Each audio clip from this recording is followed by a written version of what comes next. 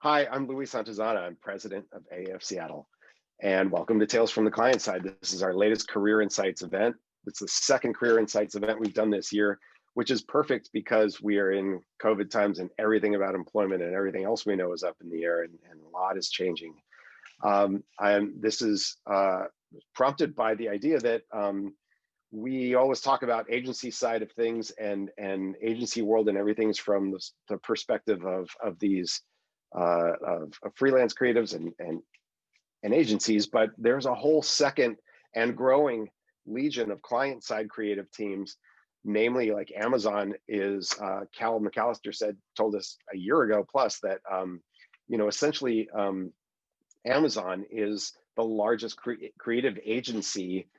If you combined all their teams, internal teams together, they are the largest creative group in town. They have poached all kinds of people from agencies. They've picked up people from whose agencies have disappeared.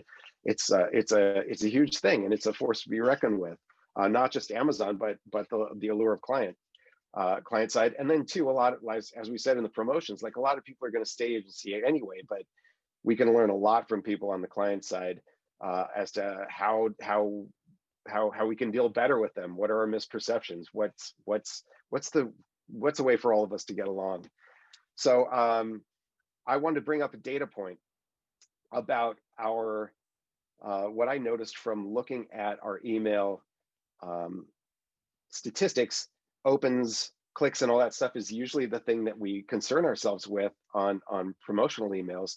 But I found an interesting thing when I saw the other day when we had promoted the Addie's Light that we did in October. There was an unusually large bounce rate on a few of these emails, and bounces usually come like if the email address is bad or a mailbox is full, and eventually after a couple of tries the server figures out that person's no longer at that address, and it just cuts them off and it doesn't send anymore. So with a mature list like ours, with we have over 1,000 people on this list, you'll see bounce rates, 2, 4, 10, at most 14 people in an email out of sending like over 1,000 emails. You'll see like that number of bounces, and somebody leaves a job, their email's going to bounce, or they change their job or whatever. The bounce that we saw for one of these Addie Light sends was 249 people.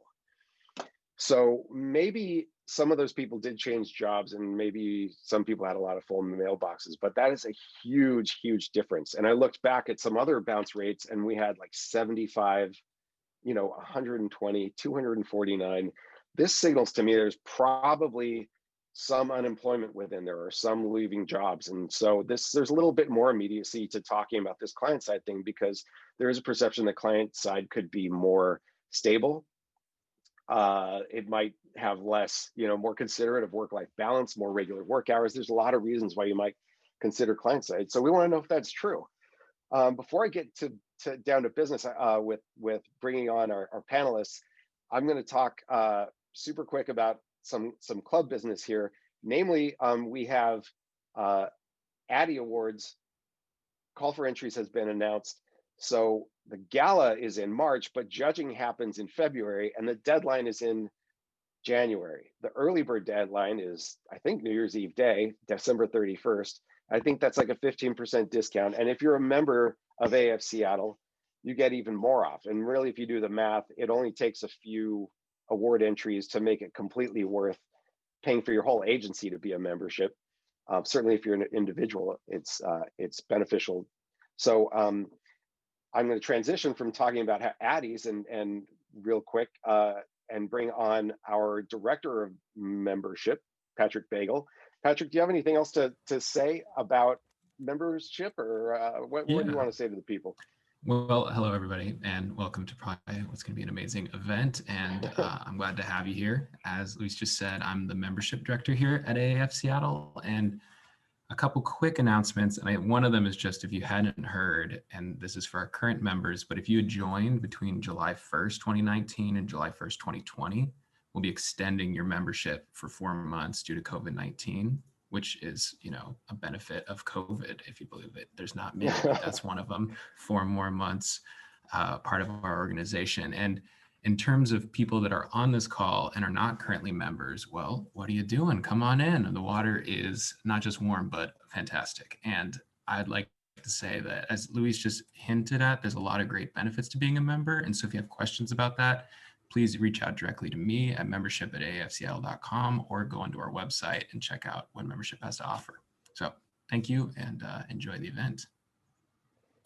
Thanks so much, Patrick. That's awesome. I really, I'm glad to have our people on here. And that reminds me too, we have, wow, our board elections aren't until, the election process doesn't actually happen until June, but we're always looking for board members. There's always somebody who has served their time, and then there's, aside from people like me who seem to be lifers, we always have positions. So check our website, afseattle.com, for board openings. Currently, we have 2. We have openings for an events chair.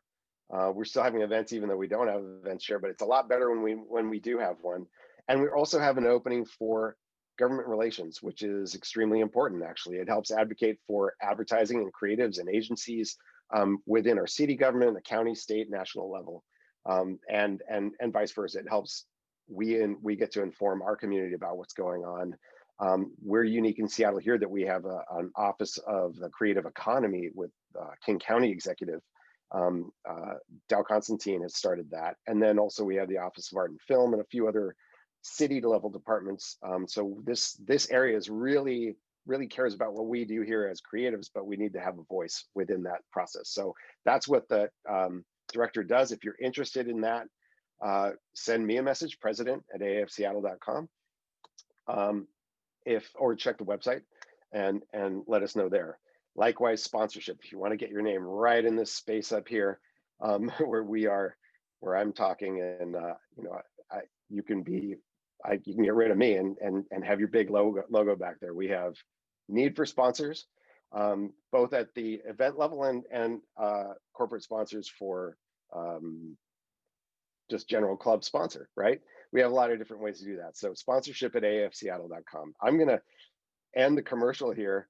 Aside from just saying, get those Addy entries in, we want to get all kinds of different people, different creative efforts. There's so many different kinds of awards you can win, so many ways to be recognized. We'd like to bring in a whole expand the kind of people that think that they're eligible for awards. Individuals, freelancers, if you work for a client side, if you've done anything cool, submit for an Addy.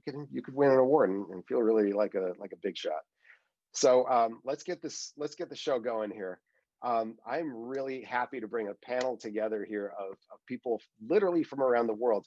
And I see that we have our first international panelist has chatted me that she's here. I got to get her on the stage. We'll get her in there. By the time she's announced, she'll be able to be on. But we have our first international panelist joining us from Cairo, Egypt today. It's 3:30 in the morning for her, but she does work with North American clients, so she's used to the time shift. But yeah, so I'm and then we have people in New York, people all over the country, and we also have Seattle people. So I'm really excited to bring these folks for you. I'm just going to introduce Evynn though, Evynn McFalls. We actually met on LinkedIn, which is awesome.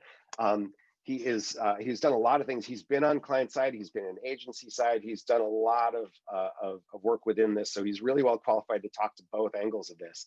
From his bio, he's been exploring stories about people, their priorities, and the myriad tools they use to communicate for over a decade. As the Director of Insights and Strategy at the Abbi agency, Evynn brings his experience as a community institutional literacy researcher to help businesses, individuals, and institutions understand their relationships, goals, and unique value propositions, and then transform those insights into strategies, tactics, and other socio-behavioral technologies to move the needle.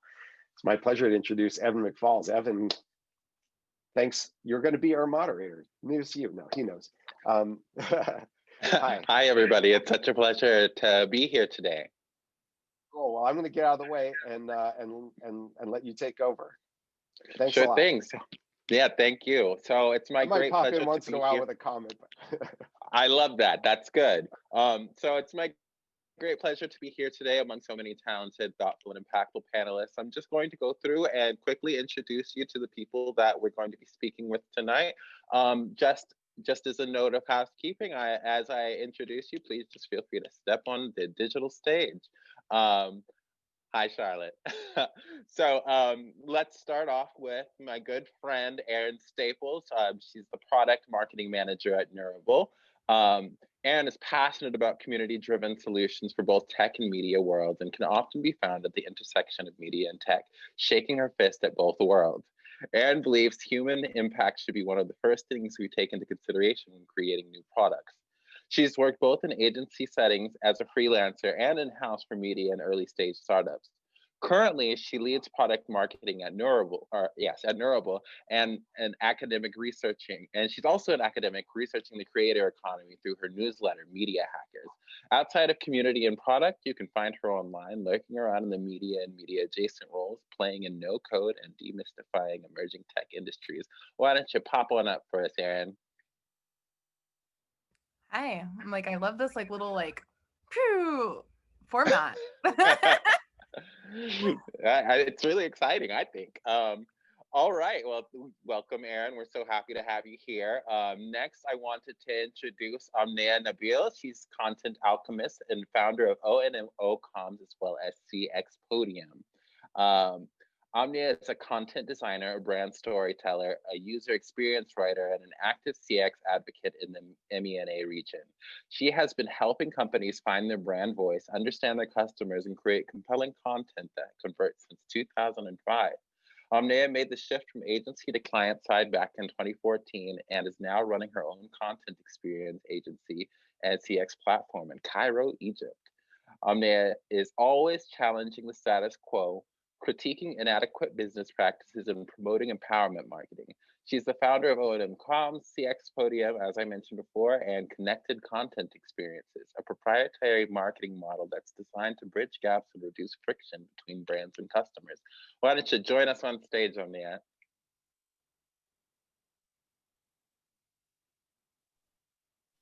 Okay, Omnia is the, hey there. Omnia is our guest from Egypt. And she, I'm gonna work through some technical stuff with the connection here. I see her as a panelist, but she something's not working. So we'll figure that out, and we'll get right back. We'll get her back on as soon as possible. All right, I'll keep it rolling then. Our next panelist is Kevin Glass. Kevin is a marketing guy. He develops strategy, creates concepts. He can write content for any kind of media, for most any kind of product. And the things he makes way more often than not get people to do something. Buy it, click it, read it, watch it, play it, laugh at it, don't touch it, be aware of it. You get the idea.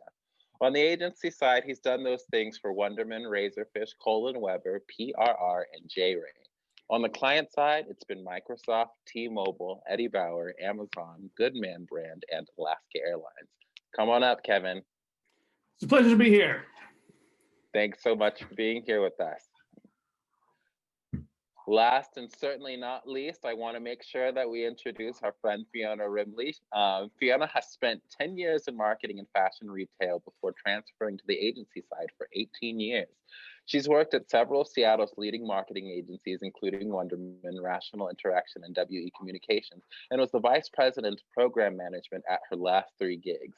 She went client side, is now building a marketing team for strategic account services, which proves you can go from agency to client side even later in your career, and you're not defined by your last role, or in her case, her last 3. So welcome, Fiona. Hi, everyone. Awesome. Well, it's so great to have you all here. I think that we're just gonna get this show on the road. We have a couple of questions. I think that there are lots of things that people are very curious about wherever they fall in the career spectrum. So I thought that we would start kind of at the top. I think that there are a lot of common myths about what goes on the client side of the marketer or creative's, career life cycle. Have you encountered any of those misconceptions throughout your career? And if so, does your experience since going client side differ from what you heard before going in-house or no? And, feel free to just jump in, just make sure that we all give each other space to speak. Yeah, I think the biggest thing I thought, so I worked at a startup, or I worked at an agency that did a lot of early stage like startups and tech. Then worked freelance for agencies that did early stage startups, and then ended up working in early stage startups. And I think the thing that I always thought previously was it's slow once you go in-house. Boy, was I kidding. Like I was like, oh, in-house is so slow. And it's like, and now I'm like, shit.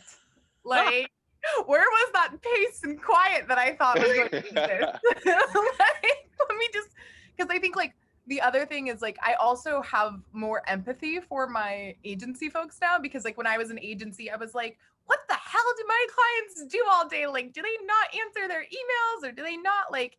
Now I'm like, oh, I've always now that I'm in-house, like I'm very much on a product team, which is a very different like.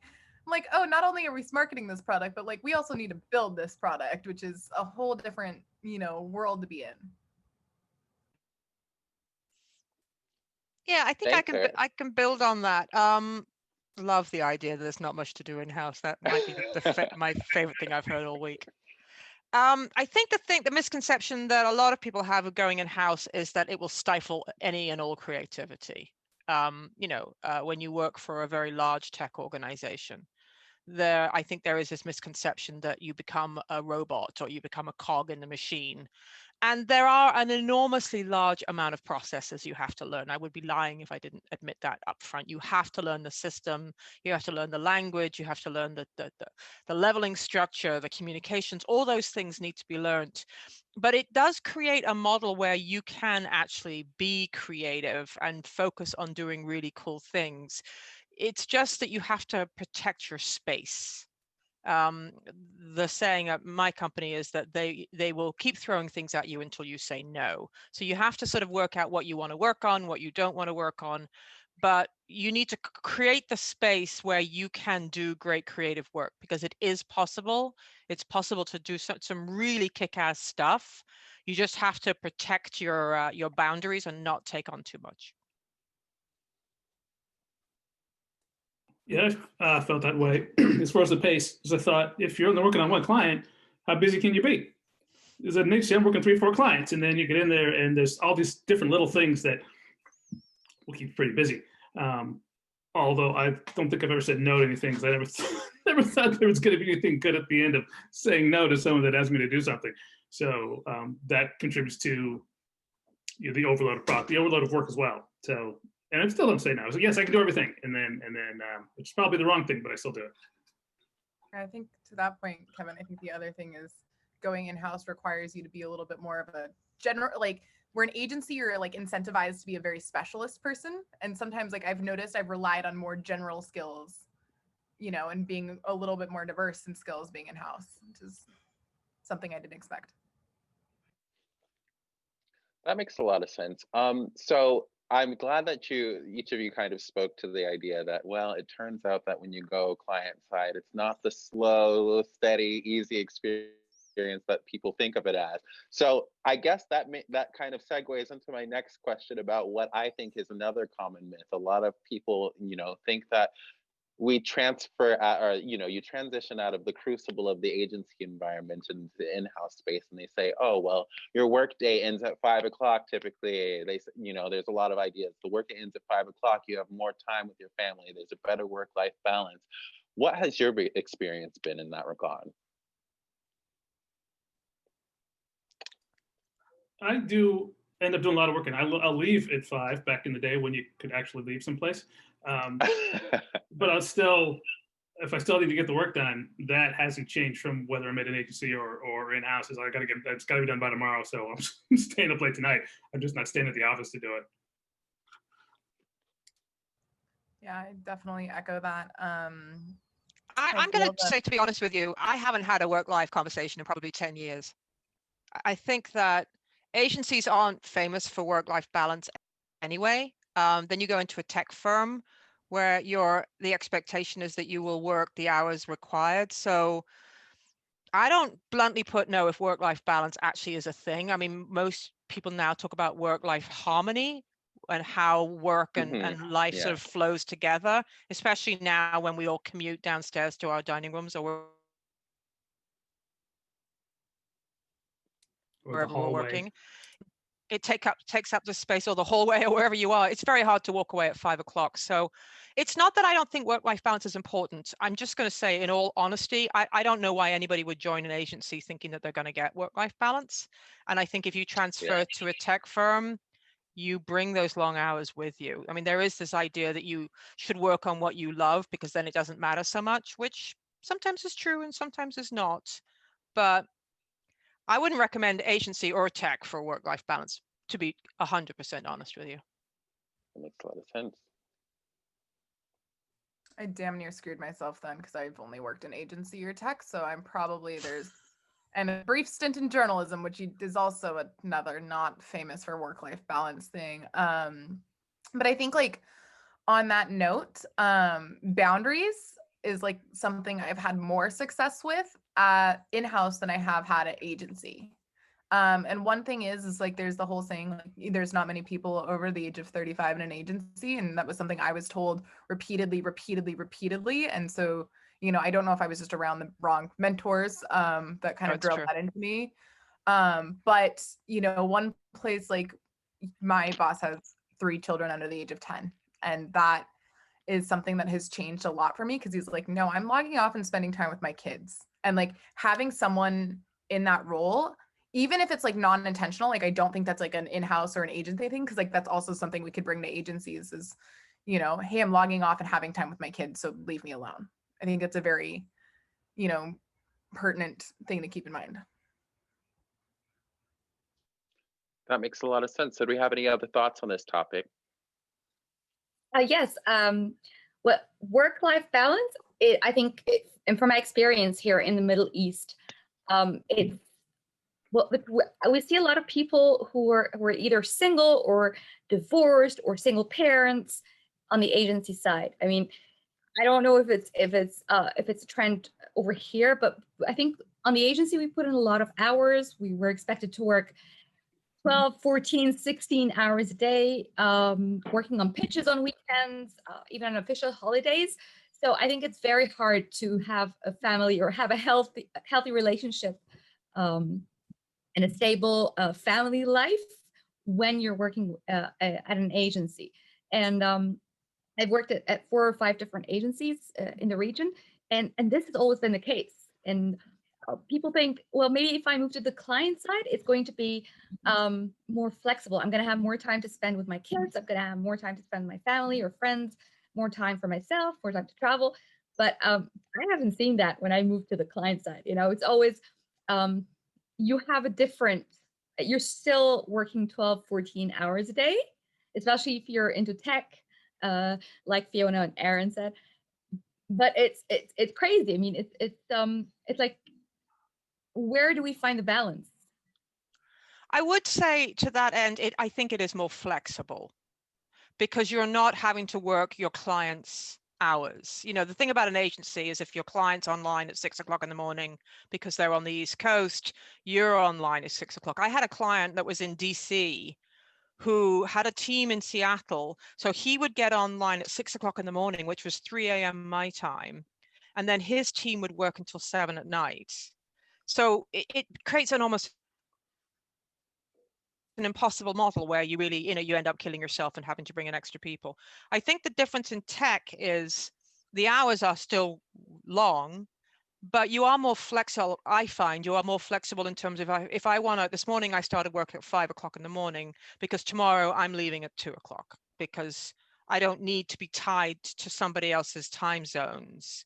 I don't have a client I have to sort of chase after, or he doesn't have to chase after me. So even though I don't think the hours are any shorter, I do actually find it more flexible and easier to be master of my own timeline in a way that I didn't have when I was at an agency. I think that's a very good point. And like piggybacking off of that, I think like I actually, sorry guys, I live in Brooklyn. They're being loud outside. But I think like the one thing that I think about is no is a complete sentence and doesn't get much justification. And it is easier to say no on the client side than it is on the agency side, because like I remember being on agency and there being like, how much money will it take you to say yes? And I remember like that being a thing. And then I've totally, and I feel so crappy doing it, I've played that card as a client. And I've been like, I know someone will get it done. It's just who is going to get it done when I want to do. And it's also like when working with clients, it's very much like now, like when I'm working with agencies, it's like also like I know what we can do in-house and I know what I need an agency to do. And They so like, say that ex-agency people make the worst clients. oh, I feel Oh. terrible sometimes. Yeah. I've heard that. I've heard that. And like looking back, I'm like, Erin, like, I'm like, sorry if my agency people hear me. I wanted to piggyback off a remark that Fiona, you made about being more of a master of your own time. I see that one of our audience members, Ashley Hoffman, asked, you know, how are some of the ways that you manage your time, manage your balance, and kind of protect your mental health, particularly in these circumstances where a lot of the boundaries that people rely on, like with offices or things like that, probably have diminished a little bit. So what are some strategies that you employ to kind of keep healthy as you're doing this work that is oftentimes very demanding, very time consuming? Yeah, it's a good question. What I did was I met with my team. My team is based in Seattle and New York. And I said, okay, what do we need to do to have better human connection? Because in some cases, I onboarded a team. I haven't met any of them. I've onboarded 3 people. They haven't met it. We don't actually know each other, but we are a team. So I was like, okay, what do we need to do as a team? Let's make a team decision. So we decided we're only going to have our meetings between 9:30 and 12:30 on Mondays to Thursdays. And on Fridays, it's only from 9 to 11 a.m. Now, it doesn't mean that there won't be other meetings outside those, but the meetings that we set up with each other, or the meetings that we set up with other people, we're going to try and stay within that time zone, because 9:30 in the morning is 12:30 in New York, which means that we're not asking you to work over lunch. Friday afternoon, I don't know about you, but my brain is fried by a Friday afternoon, and all I want to do is read something. So I'm like, okay, nobody has to have a meeting sort of after 11 o'clock on a Friday, because that way you get time to wind down. I set up a chat room where we just say good morning to each other every morning, like, hey, how's it going? Today, for instance, there was a hawk sitting on my fence outside my dining room, eating its dinner. So I'm like taking photographs of a hawk and sending it to my team going, everybody stop what you're doing and look at this picture of this hawk, because it was amazingly cool. So it's really about finding, I think, areas where we feel like if we can try and stay within this zone, these time zones, and we will try and honor the fact that we're not all on the same timeline, you know, that you're 3 hours ahead or you're 3 hours behind. That way, at least it shows respect for somebody else's timeline. So my poor guy in New York doesn't keep me pinging him at 7 p.m. and he feels like he has to be at the meeting, instead of saying, okay, we're just gonna work within these time zones. I make it a policy never to email anybody at the weekends, even though I've got emails in my draft box, because I find that if your manager sends you an email on a Sunday, most people think that they have to respond. And usually I'm just like sending out my thoughts of like, I need to get this done. I need to get this done. So I don't send any emails at the weekend unless there's an emergency going on. So I think there's things that you can do to create a more normalized and decent environment. And try and be respectful of other people's time, especially if you've got a team that's spread amongst different time zones. It's most specifically, I think, an international team. So I think there are small things like that you can do. We try and meet one day a week just to say hi and chat and have coffee. So I'm drinking tea and somebody else is eating, and we're just being humans. And we talk about dogs and cats and babies. We don't talk about work. So I think you have to make a bit more of an effort, but I think it can pay off if you are conscious of what you're doing. Thank you. That makes a great deal of sense. Did we have other thoughts on this topic? I try Yeah, not to look in my work computer on the weekend. So if I shut it down Friday, I might have work some other deals, some freelance thing I've got. But for the most part, if Friday ends and I don't have anything to do for my 9 to 5 deal, then I try not to look at that thing. That makes sense. But two things I do is if I'm ever sending emails on the weekend, I schedule them to Monday morning or Sunday morning. If I'm in the Middle East, we work on Sundays, and so I schedule them to go off at 7 or 8 a.m. That's when I start working on the first day of the week, so that people don't get overwhelmed with me sending emails and thinking that it has to be done today, or it has to be, they have to read it, not to cause any anxiety. Another thing is meetings. Like Fiona said, meetings take a lot of time. They consume time. And I remember back at the agency, we spent so many hours in the meeting room or on calls that, it was impossible to get the work done. I mean, you'd have to stay after hours, you'd have to work on weekends just to catch up. So trying to eliminate unneeded meetings. I mean, if we can do it in an email, if we can do it through one of the productivity tools, stand-up meetings, we've got a lot of applications and tools in 2020. We can all just send our input and save an hour or two a day. So yeah, these are the two tips I've been using recently. Yeah, I Awesome. think on that point, like, I think Fiona, tapping into what you said, it's like, especially if like, you're working with like interns or someone supporting, like one thing I've always been really thankful for is like, whether it's someone who's like, hey, I'm taking off time and spending time with my kids, like leave me alone, or don't ever skip the pleasantries. Even with your, like, I feel like we do that a lot because we're like, okay, time to get down to business. Like, don't, especially in 2020, like, how are you doing? And don't give the bullshit. Oh, I'm doing good. Great. Thanks. How are you?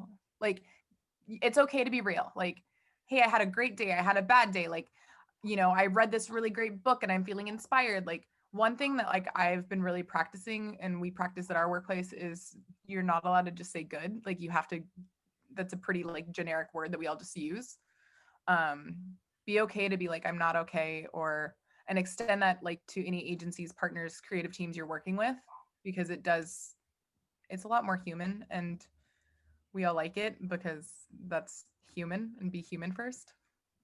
Wouldn't that be nice if we could carry that on if life ever goes back to normal? Yeah. If we could carry that into the future, I think that would be fantastic. Yeah, I'm very blunt. Like, I'm like, I'll leave for an hour in the middle of the day and go work out. I'm like, I'm gonna go work out, do whatever you want. Like, I don't care. Like, Yeah, from my own experience, especially being somebody who, like Aaron, was doing graduate school while I was also working at an agency and working for all sorts of different organizations, I used to be one of those people that really took a lot of pride in not getting enough sleep. So, my number one tool, and it's the non-negotiable for me, is that after a certain period of work hours or after a certain time, it's nap time. I am defensive of my sleep. I protect my sleep more than anything else because I think that sleep is integral. Your sleep hygiene, your sleep health, all of those things are integral to maintaining sharpness and creativity and being able to be engaged in a way that allows you to do quality work. well, and also just not grumpy, because I'm grumpy. I'm like, I didn't eat and I didn't nap. I'm just a grump, but no, like. Yeah, I'm more hangry. I get angry when I haven't eaten enough, but I get very crazy when I don't sleep enough. I have one of those senses of humor that really spins out of control if I don't sleep enough. So I think that this part of the conversation kind of touches well on another thing. There are kind of two questions I want to ask you. The first is about differences in culture between being at an agency versus in-house. And of course, we understand that every organization probably has a different culture. But with that said, do you find that there are any like key themes in culture that you find since having made the transition from agency life?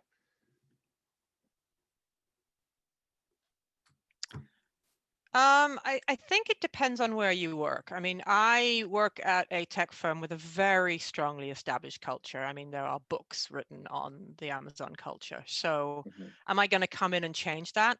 No. Am I going to come in and try and buck the system? Why? I think what's happening now is as as the workforce is changing and the sort of, we've got people coming in from all over the world, working different hours, working different styles.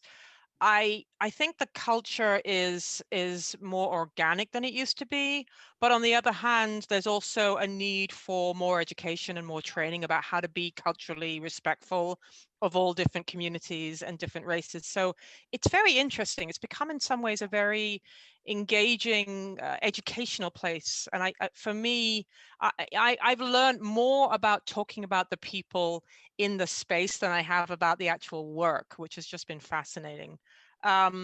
You're not going to come in and change the culture of an Amazon or a Microsoft. Why would you even assume that you're going to be having that conversation?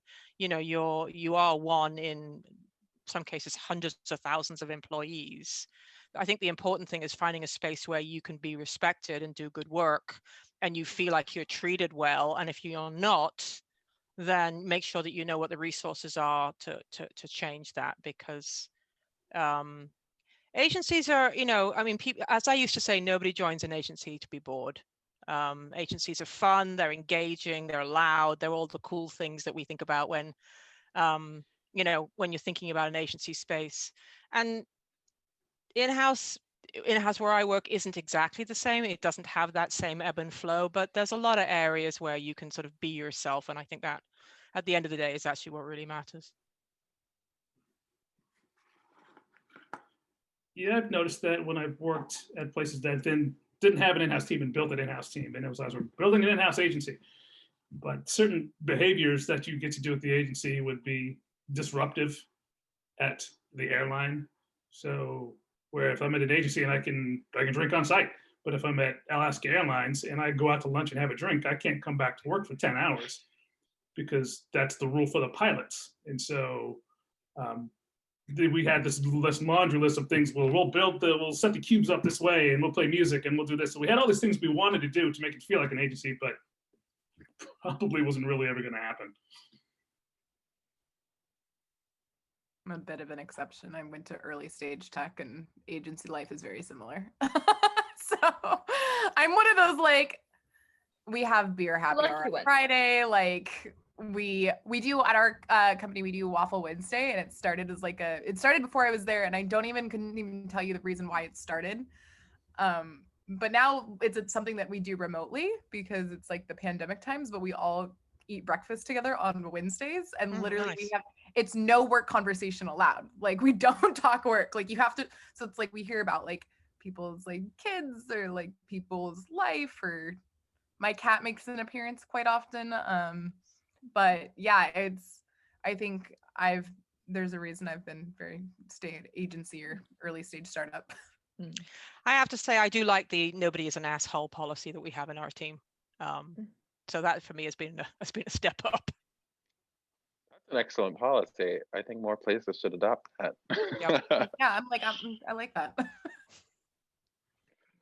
So then my next question, unless anybody wanted to share any further thoughts on this before I move on. No. All right.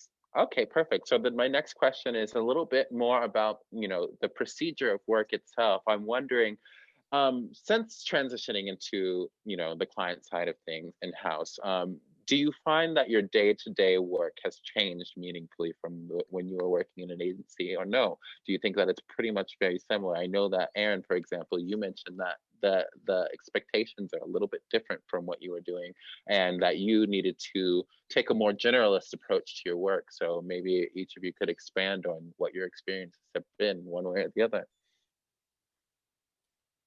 I think I've written a wider variety of stuff.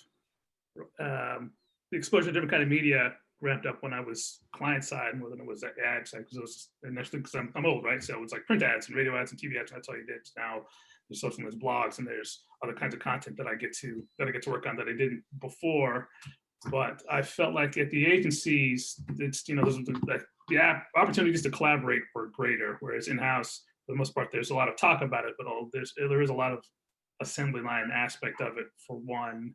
And for two, there's still an external agency that might be doing the concepting, the big idea stuff, but then they're creating the path that you have to follow. So I would say that's where it's operation process-wise has been different for me. Interesting. I'm going to say I'm kind of a different story. I mean, in the agency space, I'm known as a program manager. I ran PMOs. When I joined Amazon, I joined as a program manager. But the wonderful thing about large tech companies is you can move around. And now I run a marketing team. Well, show me any agency that was going to let me become a marketer, a marketing manager from being a program manager in an agency. It wasn't going to happen. It never occurred to me to ask, but I can't imagine going up to the CEO of Wonderman Seattle and say, you know, I think I want to be a marketing manager. How does that work for you? Large organizations, client side, whether they're tech or otherwise, there are a lot more potential areas to, I think, to change career. And that to me has been extraordinarily powerful because after being a program manager for so long, 20 years, to actually do something entirely new at this stage in my career is a gift I hadn't anticipated. So I am actually a huge proponent of getting inside in-house and moving around and finding some other new passion that you want to get excited about. I've had more fun in the last 12 weeks in this job than I've had in the last 5 years. Incredible.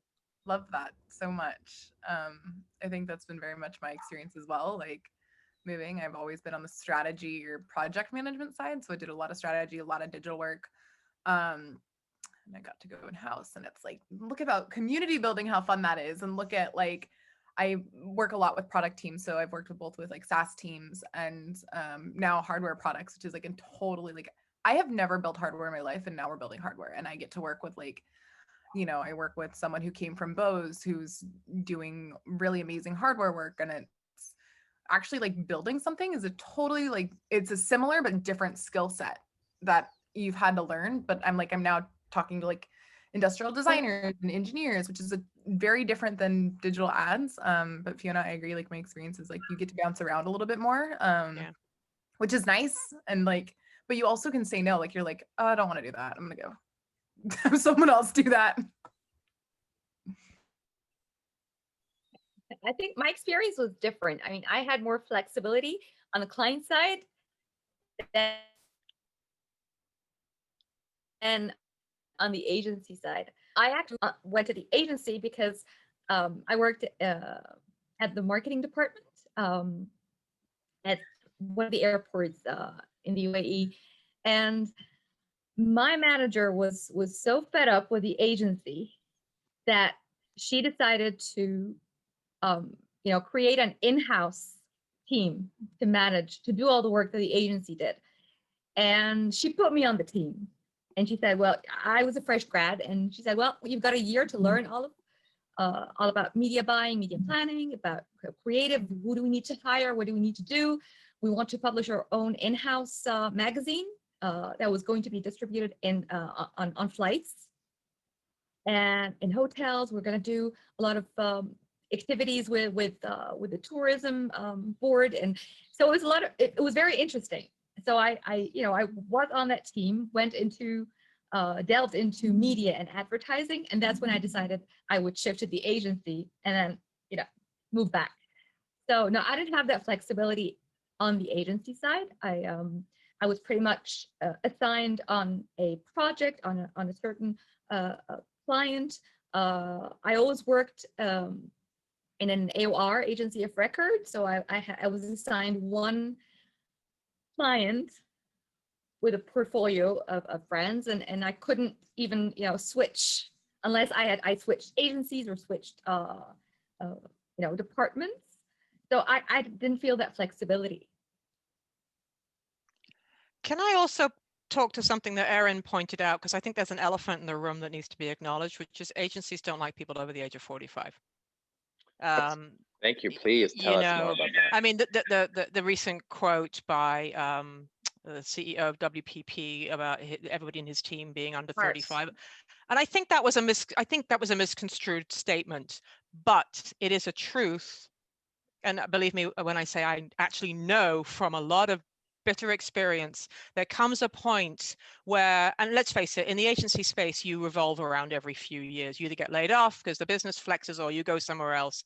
And at some point, if you're not a senior, you're old. Now, I was a VP at 3 of the agencies I worked at. So I was going in for the senior jobs, but I couldn't get the senior jobs and I couldn't get the more junior jobs that I would have been perfectly happy doing because it made people feel uncomfortable, especially when you're dealing with a recruiter who might be 25, who's very uncomfortable talking to somebody who's the age of their mother.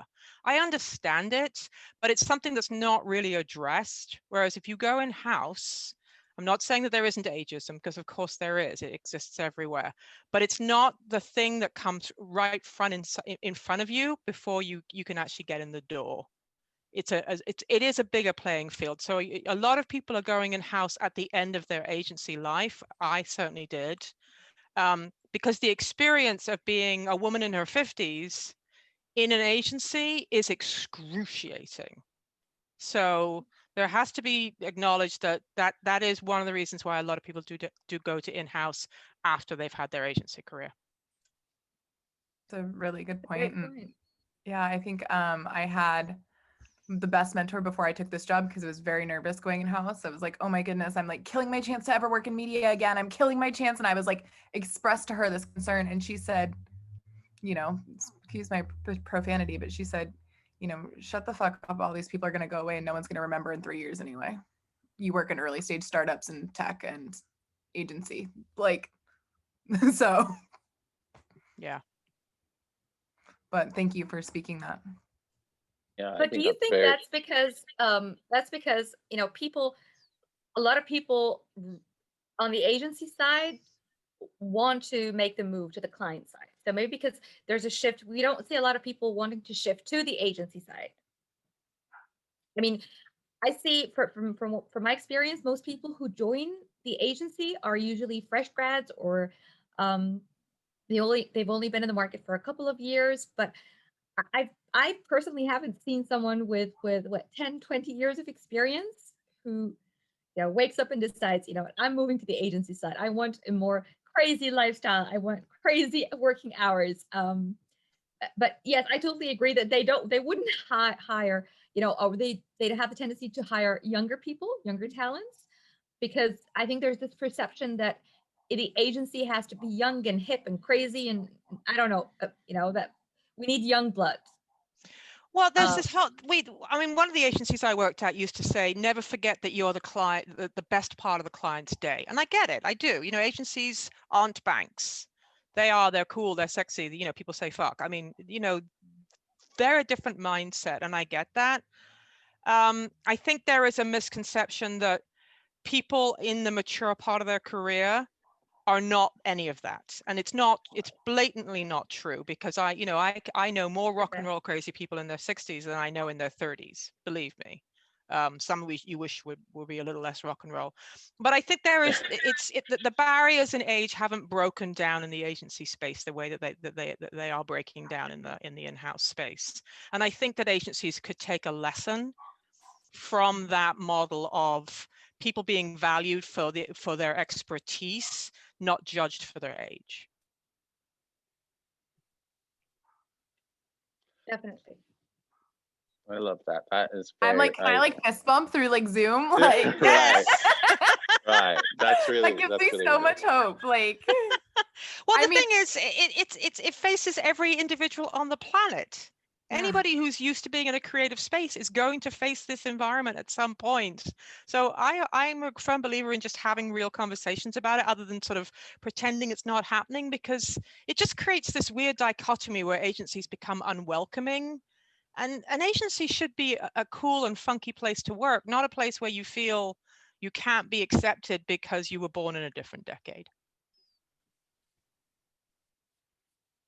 fist If I bump. could pop in for a Yeah. second too, talking about the talking about the ageism thing, that is something that I heard Sydney Gallup bring up a really good point about. She said this is something that everybody can experience, and twice in your life, when you're young and when you're older. So it's a really interesting thing to talk about and to address, and pretty universal.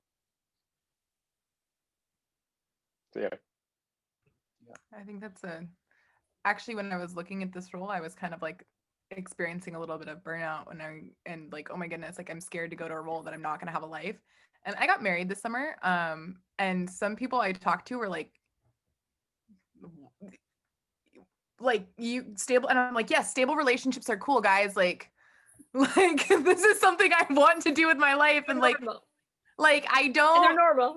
They're normal. Like they're normal, and like it's okay to get married, and like I think that was a big, like I even noticed it like among like, you know, friends like late 20s, early 30s. They were like, and I'm like, yes, guys, like it's okay to have this. And I felt like a lot of like career judgment my own. So we actually have a couple of questions from the Q&A that I wanted to make sure that we give a little bit of time to. The first is from Charlotte. Thank you for sharing this question with us. And this is this is along the lines of kind of, you know, the procedural or operational differences between agency and client side settings. And Charlotte was curious. She wants to know, can you all share your experiences of differences or similarities between HR employee interface and the use of benefits packages in client side organizations versus agencies?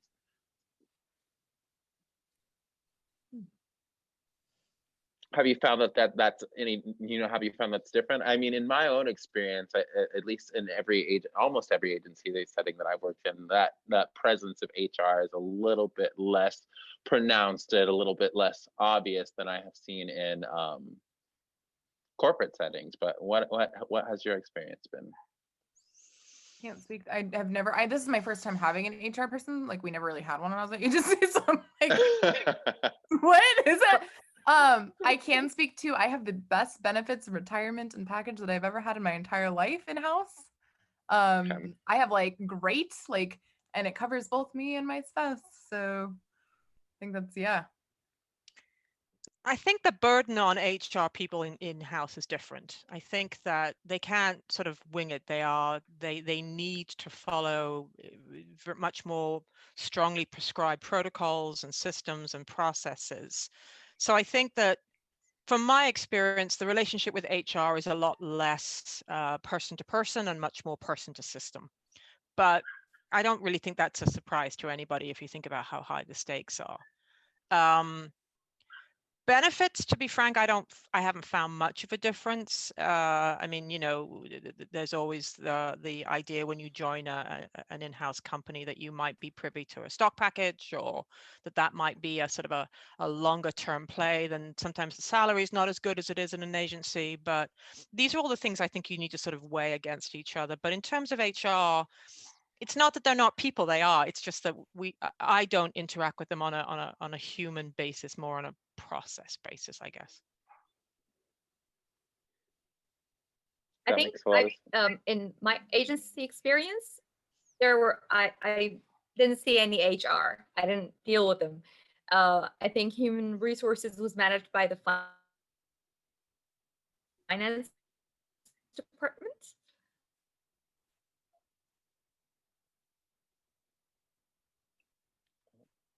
With that's went to the client side. There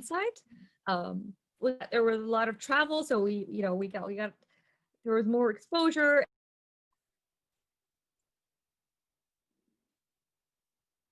And financially, there was the per diem on the client side in terms of benefits. Thank you. I don't know if that broke up for anybody else. Did it? Yeah. Okay, I just wanted to make sure. Did you want to repeat a little bit of that? We lost you a little bit. Okay, I was just saying that my only interaction with HR was on the client side, because HR was always handled by the finance or administrative department on the agency side. So for me, it was I was a fresh grad. I was I only had I think a year of experience before I moved to the agency, and I was like, what, you don't have HR? No, who handles this? Who handles who should I speak to? But I think the benefits and were better on the client side, except for the part where on the agency there was a lot of travel. There was a lot of events that we went to, so that was the fun part. And financially, we got a lot of benefits in terms of the per diem, And the travel. That was the best part. Traveling around the region. Awesome, thank you.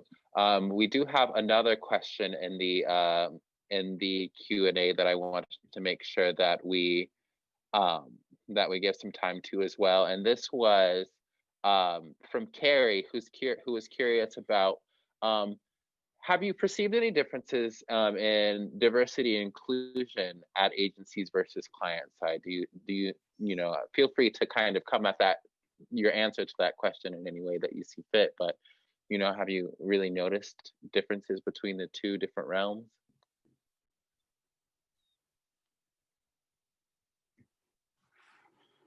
When I was at Alaska Airlines, there were people specifically devoted to diversity and inclusion.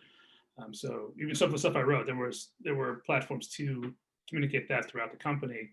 The agencies where I worked didn't really come up.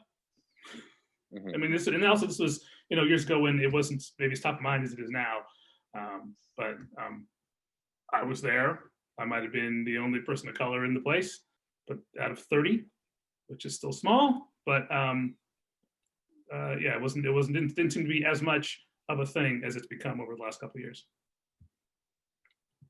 Yeah, I think it's kind of difficult to compare work areas then versus now, because I think that Kevin's right. It is so different. I mean, we've got a really strong D&I program, and there's a lot of emphasis put on it. I don't know if it was that way a year ago. I wasn't in the team. So I think we are moving towards a model where we're all a lot more aware and being held to a higher standard. And I think that can only be a good thing. A good point. I'm very fortunate.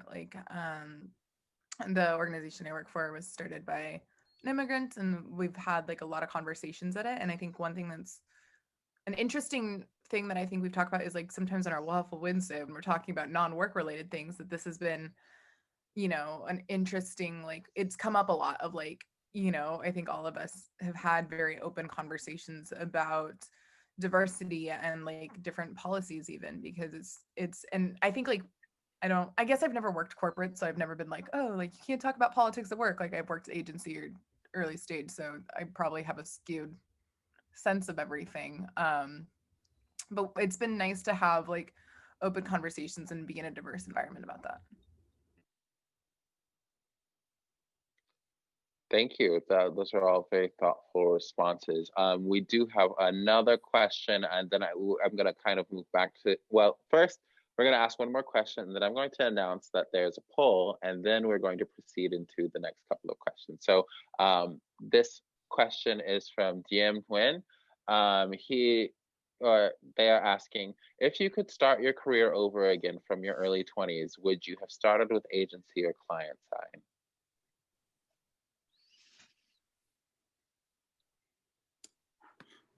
I would have gone to another line of work. Is what I would have done. It's extreme. I'm in advertising. Basically, I'm still client side or agency. I'm in advertising. It's extremely volatile. So I've got my kids. I'm do your computer science, and then you can figure the rest of it out later. So I was like, dude, for God's sake, don't be a copywriter. That's funny.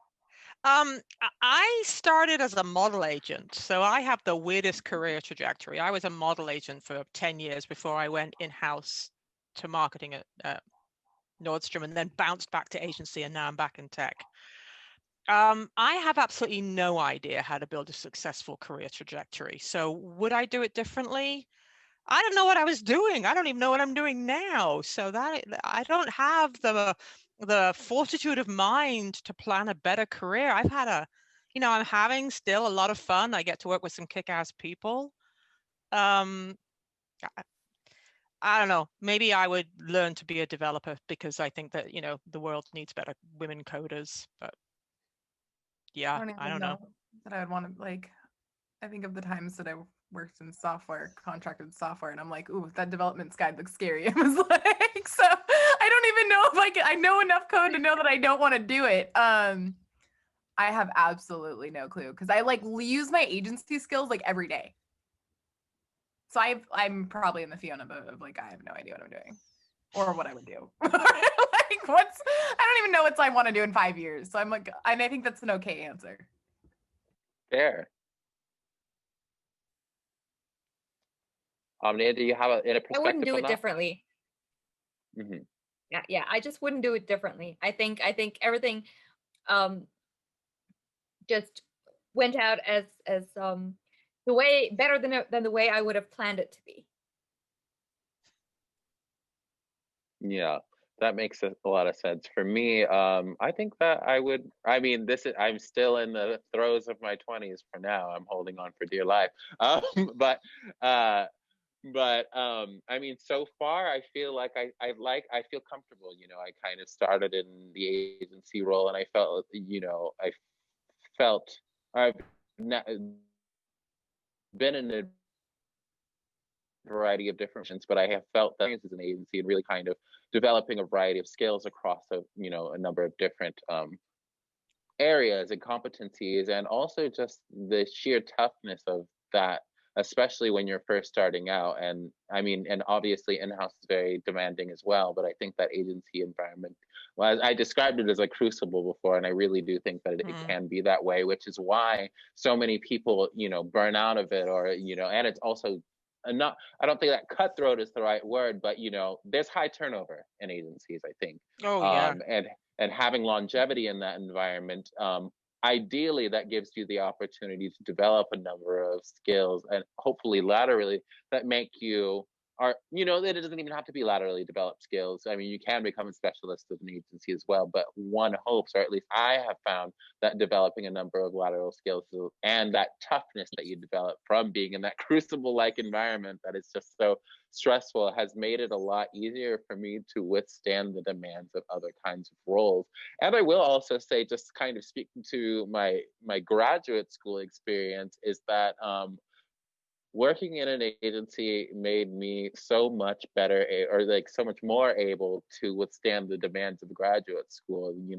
I had a lot of peers who were like, this is really, really like horrible. There's so much that you have to produce within a certain time frame and all these other things. And I was like, child, this is very, very easy compared to my everyday life. You have no idea. I'm literally +1 because like I love my grad school. Sorry grad school friends, but like I love my grad school friends to death. But I'm like, and most of them are former journalists, like, and they work for like the BBC and stuff. And I'm like, like you like no like. Sometimes you just gotta do. If you like, maybe like that's a better question. Like if you want to go to grad school, go to agency first, and then you won't cry. Maybe you know what I would say is I think if I could go backwards, here's what I would tell my 20-something-year-old self: A, stay out of the sun. B, don't drink so much. And C, you do not need to have one bliss that you stay with. You will have multiple careers. You will learn different things. I've been, everything from a model agent to now I'm running a marketing team. Your career span is probably only going to be 5 or 6 years before you have another career, and then another one after that. I think they used to say the average person has 5 to 7 careers. Unless you're William Shakespeare, you're probably not going to be doing the same thing your entire career. So be open to it, embrace it, and just get those experiences from multiple places, because it'll give you an ability. What is your bliss in your 20s is probably not your bliss in your 40s, and it certainly probably shouldn't be your bliss in your 50s and 60s. So learn different stuff. That would be my best advice to it, and to my younger self. That, and did I mention don't drink so much? Oh man, I think it's all about the exposure. I mean, get as much exposure as possible. I mean, don't limit yourself to doing one thing. Don't limit. I mean, even if you're on the agency side, don't limit yourself to working, within the same client, within the same department, in the same, region, even.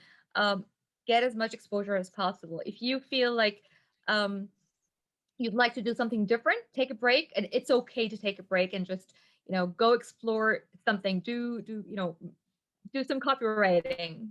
And just take a break, go travel, do things. And I think when you do these other activities, when you let yourself when you set yourself free from everything that's holding you back, you might just find your purpose, and you might just find that I wasn't born to do this. Now there's There's something else that I didn't know existed. There's something that I want to do, and just let it like Fiona said.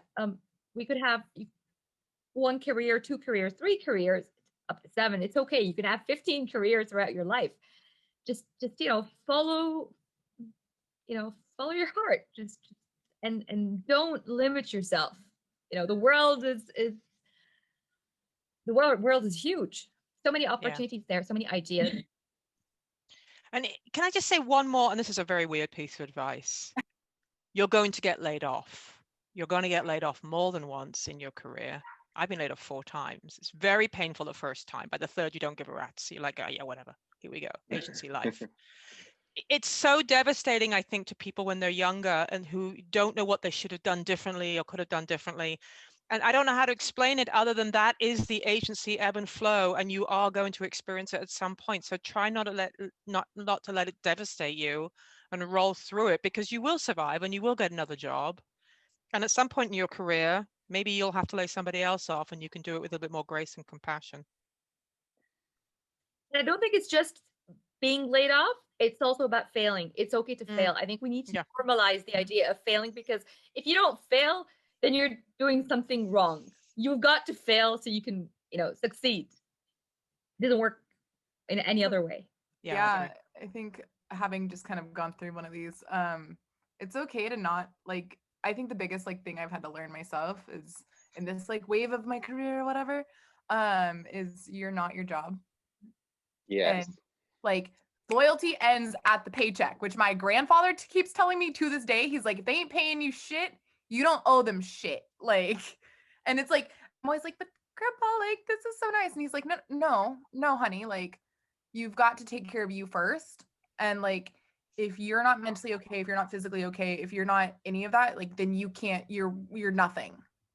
So I had to learn it the hard way, not just once, twice before I was like, oh crap, Erin, get your life together. You're not your job. Loyalty ends with the paycheck. Be real, be honest, be nice. My first job out of college, I thought I wanted to be a designer, and I was a junior art director, and I made 72 banner ads a week. And I tell that to someone on my team, this week, I was like, your first job out of college is Lordy, that made me realize I didn't ever want to be a designer in my life, and I don't care that much. So we learned. Yeah, that's the interesting thing about going in-house, is that the titles are so messed up, right? So you were a fancy title over here, and you're a intermediate manager over here. And I think that that's the other thing to get out of your whole brain space, is not only are you not your job, but your title doesn't matter. Because when you go in-house, you're going to have some title that has nothing to do with all those fancy titles that you had in the past, and it's perfectly normal. So you haven't changed as a human being. Your skills haven't got less. You've just been graded on a different curve. That's all. I had a great, I don't know what, it was a professional development thing, or some couldn't even tell you what it was, but the exercise that they made you do, it was coaching or something, made me think about this whole job career thing. And it was, you had to introduce yourself without saying a single professional skill or your title or what industry you worked in. And the first time I did it, it was the hardest thing ever. I was like, what? And it was so hard. And I think that has stuck with me. And I heard it less than 6 months ago. And I'm like, how can I continue to bring that person who's not their career, their title, their achievements to the meeting? Who am I outside of that? Which I think is a good practice thing to do. Yeah, I like that. I'm Evynn, and I love to laugh. Just kidding. So anyway, I wanted to make sure that we took a moment to just go through this last, well, wait, let me pause. First, the poll that I mentioned earlier. So we're curious to know, who has been on the agency side, who has been on the client side. And so this is for the audience. So please, please participate in that poll. Let us know where you fall in the spectrum. If you've been in both, we just want to know what you've done. And then I also wanted to dedicate this next section to the job seekers in the house, or the people who are looking to make a career transition, because I think they're very hungry to learn a few new things from all of us. Before I do that, though, we did have a question from the audience that was specifically for Kevin. They wanted to know more about your shirt. It's Pele, if we can get shot. Oh, Okay, yeah. so. I couldn't tell you the game though. I don't know that well. I'm sure he's made this. He was in this position many times. He scored a lot of goals. Nice. Got it at a store in Orlando, the Pele store in Orlando. Carrie said she knew it. So, okay. So I wanted to, okay. So finally, let's get into this job seeker section. I think that this is going to be really exciting and interesting. I mean, even I'm curious. And the poll has been updated to allow multiple choices. So for those in the audience who are participating, go ahead and make your selections as you see fit. So now into these job seeker questions. Supposing that somebody wants to make that transition to the poll just went out. But I'm going to continue to ask this question. Supposing that somebody's ready to make that transition from the agency setting into in-house or client-side work, how would you begin shaping your resume and your public presence, and how would you, start your search out or how would you recommend that somebody do that if you have any recommendations? I'm going to take this if that's okay, because a couple of months ago, I sent out a note on LinkedIn saying, if anybody needs any help with their resume, ping me. And I got a couple of dozen people, which was fantastic. I'm not the world's greatest expert on writing a resume, but I know what resumes work. I've read probably a couple of thousand in my career. I know what tech companies are looking for and are not looking for, and it's not some beautiful white space with a lovely calligraphy font and your photograph. You're entering a system, and the job of your resume is to get past the software. That's it. That's what your resume is for. If you are going in-house, it is not to show your creativity. It's not to show, the picture of your dog. I mean, I get resumes which have photographs in it, and automatically they are removed from every search that the company does, because we don't want to be accused of being prejudicial against anybody based on the way that they look. So automatically those people don't get through. So I think people need to understand that resumes are, if you're going in-house, are not a reflection of your creativity. Their job is to get you through the software and get you through the recruiter. Now, anybody who knows me knows that I've said this before. The average time that a recruiter spends on your resume is 7 seconds. That's it. 7 seconds, they will read the top bit and the first third of the resume, and then they decide if they're interested in you or not interested in you. That's it. So for people who have, again, beautiful creative resumes which don't give us the information in the top third, your resume is pointless. So my best advice to anybody who wants to go in-house anywhere is write a resume that uses a standard format that will get to the system, it'll get to the software, and get you to the conversation with the hiring manager where you can be as creative and as interesting and as fabulous as possible. And I always tell everybody who asks me the same thing: use active words. Don't use words like, involved or partnered. Use words that sound strong, that you did stuff. Show how you move the needle. A resume without data is not going to get you through into a tech organization. You have to show how you move the needle, what results you created, what you did that actually, generated revenue or generated change or whatever it was, and get it to fit into the system, because the only thing you want is for a person to meet with you. You don't really want anything else from your resume. So that's my long-winded answer to that. Right. Now, just I would add, do your research. I mean, things are much easier today than it were 15 years ago. And before, like, if you decide you want to work on the agency side, do some research, ask people, ask around, get to know your options, and then see where you think you'd fit, or where you think you would want to work and to learn, or maybe add something to that agency, and not just I'm just looking for an agency, so I'm just going to apply to every single agency that I see, or or that has a vacancy online, do your research. I remember 16 years ago, when I wanted to join an agency, I did a lot of research. I spent like 2-3 weeks just looking at the agencies and saying, well, this is a very good performing agency. This is not this. I don't like the work of this agency. And then, you know, I was just trying out, but, you know, I didn't starting out actually, but, you know, I got an idea by doing my research, knowing that maybe I could fit here. Maybe I enjoy working there. So don't just throw your resume everywhere. Be very, not picky, but I mean, do your research and try to assess where you think you'd fit best or where you see yourself working. And by the way, I'm happy to offer the same thing to anybody on this call. If they would like me to review their resume from that perspective, I'm happy to. You can just find me on LinkedIn. Yeah, I can honestly say I was recruited for my job off of my now boss saw my comedy podcast and thought it was funny. Like that's such Well, that's the best way. that's such a dumb way to like. I don't like he was like it came across something because I was shit posting on Twitter, which is like I don't have any good advice here because I was literally just shit posting on Twitter. So you're exactly the reverse of everything I said. Yeah. I was like, LOL, I did a podcast. It's so funny. I did a comedy podcast for a brief period of time, called The Sham. It's about life's biggest letdowns. So all those things that you get really excited to do in life and then you do them and it's like really lame.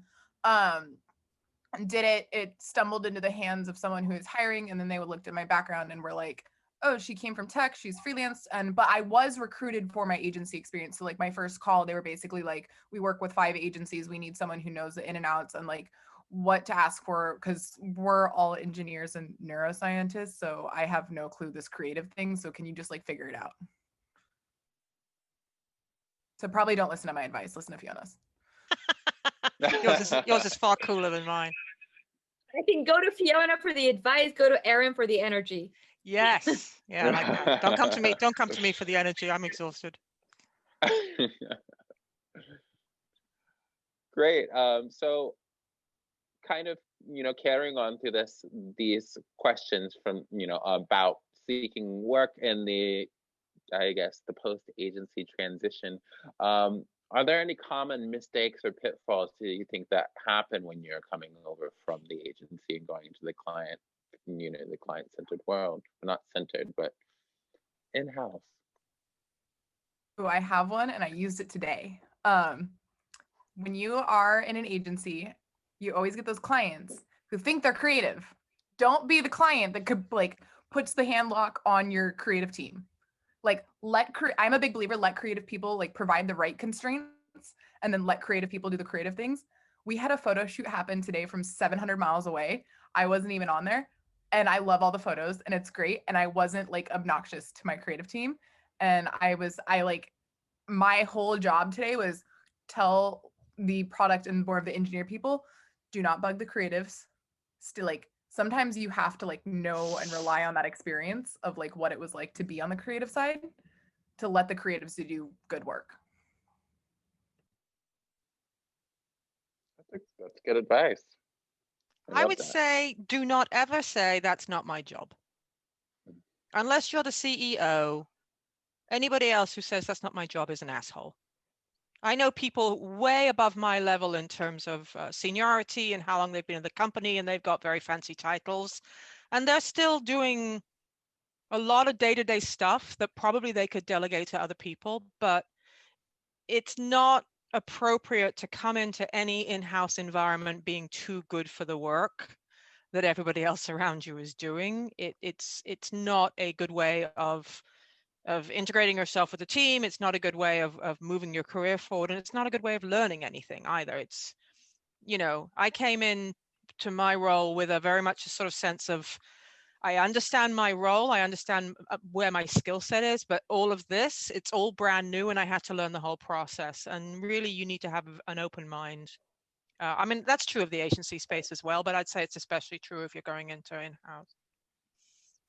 But I think we need to really define this, or maybe there's a cultural difference, because in my part of the world, if you say yes, I can do everything, they're gonna end up, firing two other people or letting go of two or three other roles and then hand that to you. What I've seen on the client side is that for example, they would want to hire a social media manager who was also a copywriter, who can do graphic designs and who can do growth hacking, and, you know, just one person to do all this and manage the social media and copywriting, and maybe even, you know, write the copy for the website and do the newsletter and do all of that for 5-6 different products under the same brand.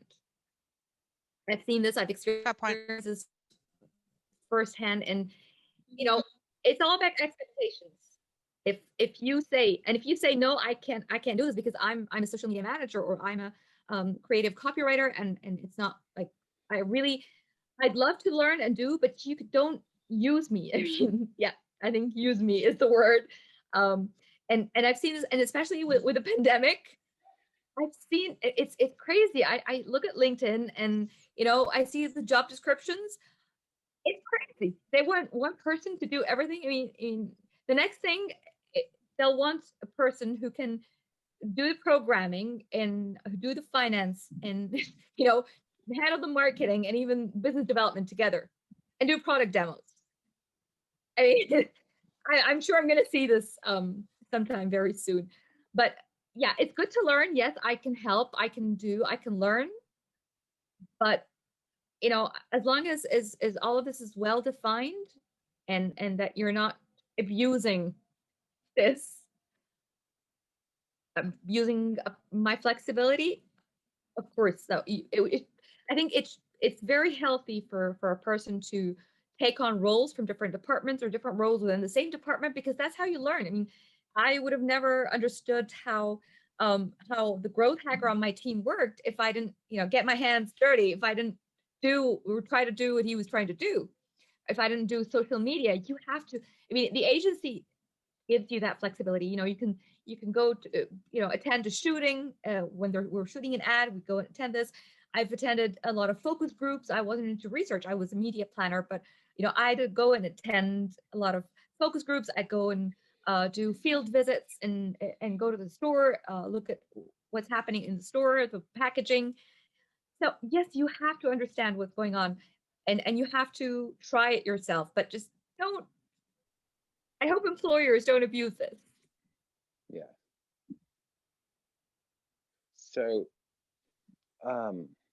So,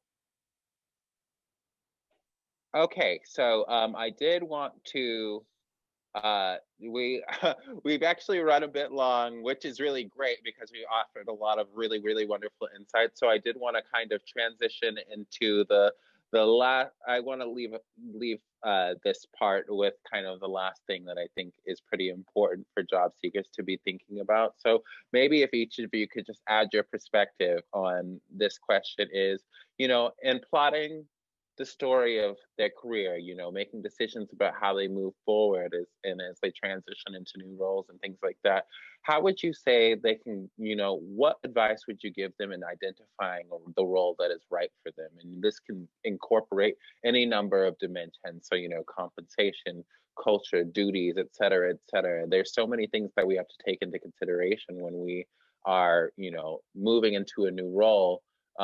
Sometimes we just need to get paid. I mean, I think I've definitely been there, but, you know, there are other things that are really, really important to consider as you build your career in this industry that, again, is extremely demanding, very time consuming. So what are your thoughts?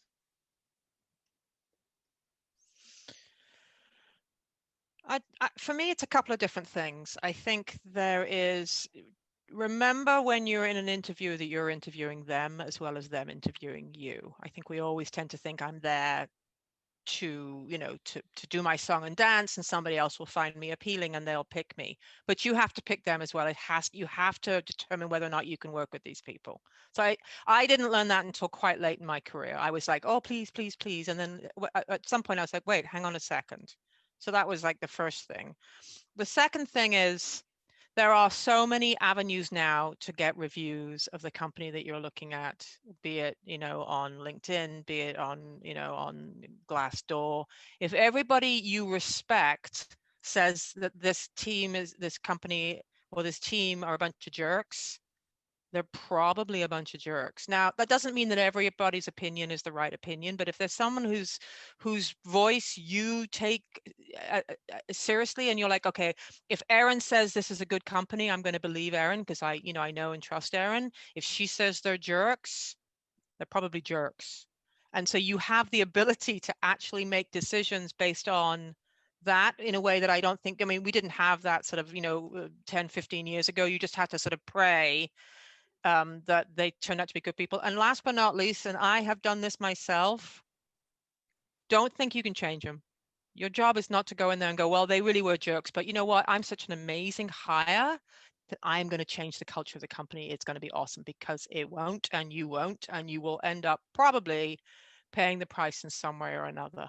So listen to your instincts and listen to people that that have had experiences with them, because those are really important. And I think we tend to forget them. We're so excited that somebody loves us and they're going to give us money, and I'm going to get a 401k package and I'll, be able to show up and have a fancy title again. And I think you have to give yourself the ability to decide if all the indicators are that it's the wrong gig, it's going to be the wrong gig, whether it's the wrong gig in a year or 2 years or 5 years. So it's hard. It's really hard when you're, especially when you're worried and you're scared. And believe me when I say I've been through unemployment. I know how painful it is, and I know how much you want to take the first thing that's in front of you. But I think I can safely say every job I've ever taken, because it's the one in front of me, has not worked out for me. So that's my 2 cents. Thank you. Right. I'd say jump in. I mean, if you're early in your career and you feel good about an opportunity, jump in, but don't jump in for the money.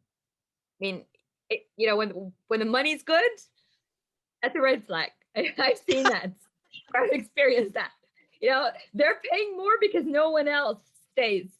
Look at the retention rates. That's one thing. Look at Glassdoor.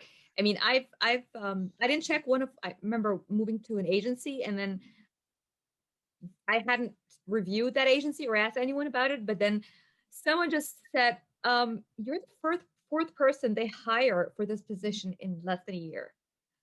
and that was very shocking. Yeah. So yeah, use Glassdoor, use LinkedIn. I mean, it's very easy right now to ask around and to look at reviews. You probably, with LinkedIn, you could probably check if you know someone who, from your school, someone from your network who works there. Maybe just send them a message and ask them, about that agency. Wow, I'm gonna come in here contrarian again. Sorry guys. I promise I'm not normally like this contrarian. Most places I've worked have been around less than 10 years. So some have been around, like I've joined companies in their first 6 months, which has led out to like clearly not employed there right now. So that tells you how that worked out. I've also been full-time freelance. So a lot of times there's a situation like there's no Glassdoor for freelancing, or there's no Glassdoor for early stage startups. There should be, actually. There should be Glassdoor They for should be. Like I want, there really should be. Yeah, what is it like to freelance here? I think that's a really good point. Somebody start that one up. Yeah. Someone who's got more free time than myself. Like, come on.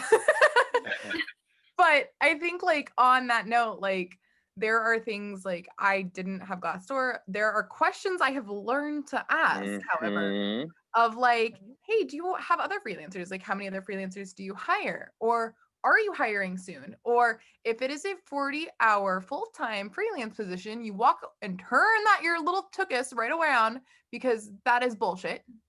And you should not have full-time freelance positions. And that's like, or like little things of let me know, like, oh, do they accept unpaid internships? I'm like, ooh, my ethics don't align with that. So like, those are some red flags like that I've kind of used to like suss out, like, especially being an early stage, where I was either freelancing for early stage companies or, now I'm working in an early stage startup. Like I asked, like I had noticed one of the founders had left the company, and I asked to speak to the founder that had left the company, and they were like, okay, he's just wanted to do a nonprofit. So like, do you want to, like, we get dinner with him on Fridays, and like, it was a totally like normal scenario. Or if you're taking a VC backed company, ask to speak to investors. And I think these are things that really like sold me on it. And like one of the companies like I, interviewed with this time around, and I talked to the investor and I was like, oh my goodness, you're investing for the wrong reasons. The other advice I got is, does this job stroke your ego more than your growth? And like, that was like a really one, like I was fortunate to be recruited by some of the bigger names, and I went, does this stroke my ego or my growth? And I went, this doesn't help me get to where I think I want to be in 5-10 years. And that's okay. Like, this would have been a total ego job I took for the name. And if that's like one of the big draws, like, don't do it. Again, I'm coming through a year of like learning I am not my job. So like, I'm probably a little more sensitive on these things, but I think that hopefully it's helpful to someone. I think there's one other, if you're interviewing for a job where you're managing a team and they won't let you meet anybody you're going to be managing, don't take the gig, because that means that, quite frankly, your first job is going to be to get rid of all of them. If you can't make that human connection, I danced into that one once. So yeah, you can always ask to interview, again, going back to your interviewing them, you can ask to meet other people on the team. It's not a no-no. And if somebody says, oh, that's a no-no, then that's its own red flag, right? If you haven't met enough people to make your own decision, including people you're going to be working with or people that will be working for you, and they say, no, you can't meet them, to me, that's a sign you're probably not talking to the right company. Right. Like, you know what, Fiona, I had in one of my experiences, I was, I met most of the team members, but, except for 2. And then on my first day, I was told that it was my responsibility to speak to those 2 guys who I would now manage. But these 2 people actually were waiting for promotion, and they thought that one of them would get my job. Ooh. And I was like, it's your job. I mean, you should have told them. And I don't know the people, I just walked into the office. Hi, good morning. I'm your new boss. Like, what a scenario. Oh. So I took a gig once at an agency, and initially I thought, well, the reputation, at least creative-wise, for the agency wasn't that good. But then I had to assess who was saying these things, and it turned out most of the people that had the opinions about the quality hadn't actually worked there. I mean, I knew it was so I had to assess. I've heard the reputation. I've heard of people who've worked there. It's going to be a sweatshop, I know, going in. And so I said, I've got the information I need, and if I get it wrong, it's on me. So I took the risk, and worked out for most of the time. So I think the point of doing the research is good. I also assess who's actually making these statements.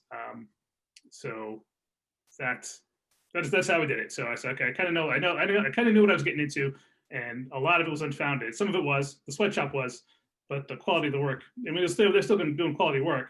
It was just not what me and my arrogant friends, me included, initially thought was the kind of work we wanted to get into. That makes sense. Well, thank you all for providing your insights about, this things that people can look out for as they're selecting their jobs. I especially appreciate you touching on red flags, because that was a question that I wanted to get to and didn't have the chance to. So thank you so much for reading my mind, because that was at the top of my list of things I really wanted to get in touch with. So that concludes my questioning for the evening. But I just wanted to touch on one last thing. I know that we have run a little bit longer, which is great. I appreciate all of the rich conversation. I think that this is really, really one of the more wonderful panel conversations that I've been a part of. So thank you all so much. You are wonderful. I know that we have some VIP members who spoke or who are a part of this conversation, and they have an opportunity to chat with us. So if they're still here with us, we just want to give them a little bit of time to ask us their questions directly and chat with us. So Louis, if you're there, how about we move on into that section? Thank you so much. Yeah, thanks to everybody who attended. This was really fantastic. This is where we end the general session and we move on to a little quick group video chat with our panelists.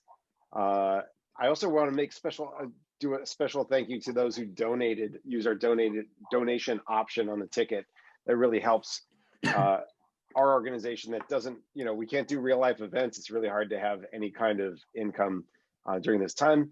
So we really appreciate your help.